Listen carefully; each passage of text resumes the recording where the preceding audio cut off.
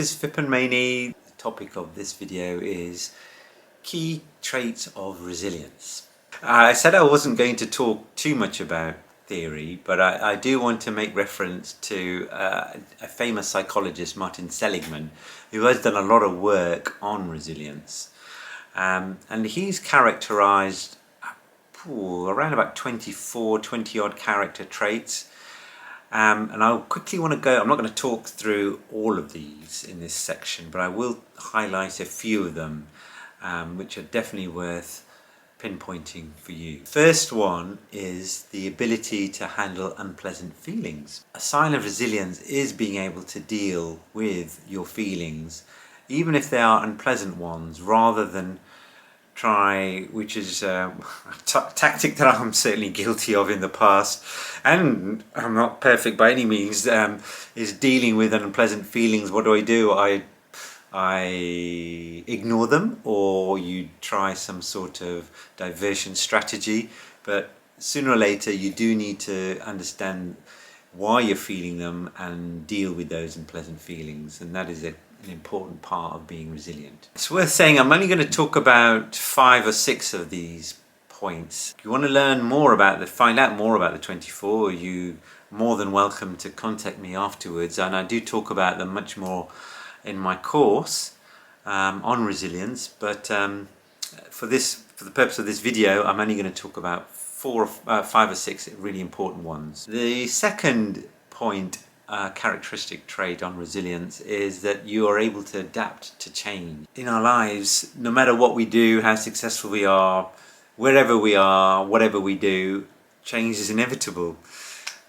Some people deal with change a lot better than others, and some people panic, get upset, get stressed by any small changes in their life. However, being resilient means that you're able to handle the fact that change is going to occur, and when it does occur, big or small, it doesn't throw your life into turmoil. Number 3, an important trait of resilience is optimism. Why is optimism important? I will talk about that later in the video because it's so important, but having a different mindset and having an optimistic mindset is, and so many studies show that it is a really important part of being resilient.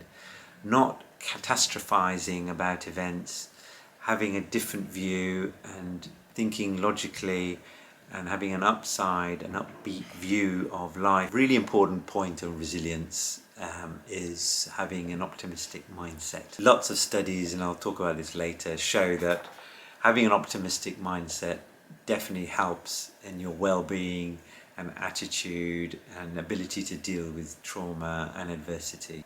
That's not meaning to say that everything is glorious and full of flowers even during the darkest moments in your life, but it is a different way of dealing with dark moments.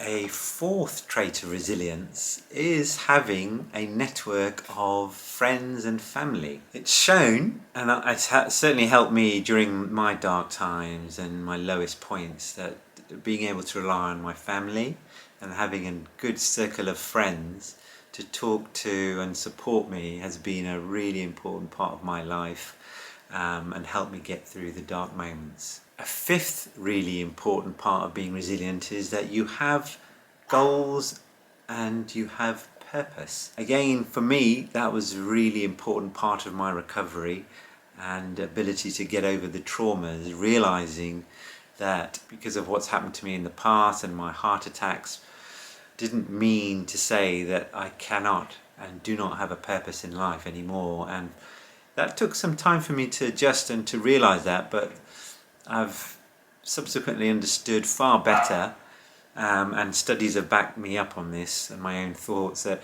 if you have purpose and objectives in life and goals, that is a really important part of being resilient, and it is critical to your well-being. A 6th trait of resilience is, funny enough, is being able to see the funny side of life, and having a sense of humour is very subjective, but humour is shown, and for me it works really pretty well, although I'm not saying I'm funny, but to understand and appreciate humour and being able to see the funny side of life has shown to be a really important trait of resilience. So just to conclude, although there's 24 traits, and the guy's name is Martin Seligman, and you're more than welcome, of course you can Google him and you can find those out, all those 24 through Googling.